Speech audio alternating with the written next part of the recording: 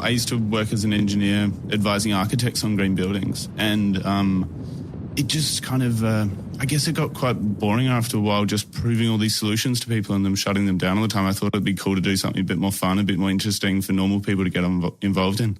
And then I quit my job, jumped on a cargo ship and moved to Mexico for a while. Mm-hmm.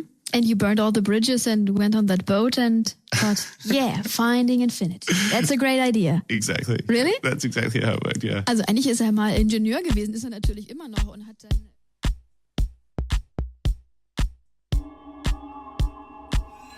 Next, we met up with Joachim to hear his wise thoughts, making these technical topics more interesting by connecting communications with art.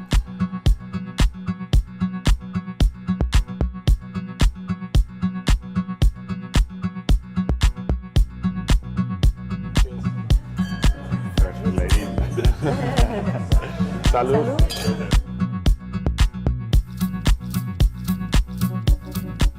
Tell me some crazy stories about some things you're doing with your work at the moment. Like, or do you call it work, or it's all just great fun?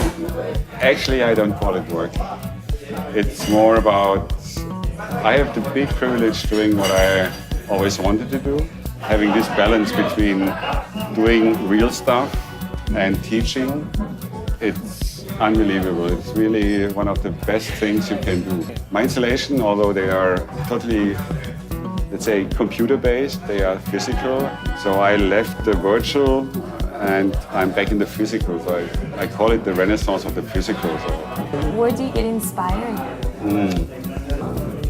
When I have to find an idea, I don't go into a library or into the internet like a lot of people, being inspired what they're seeing there and finding there. So I go onto the lake, I take my canoeing and opening the door between subconscious and consciousness. And let's say in 95%, I come back with a solution.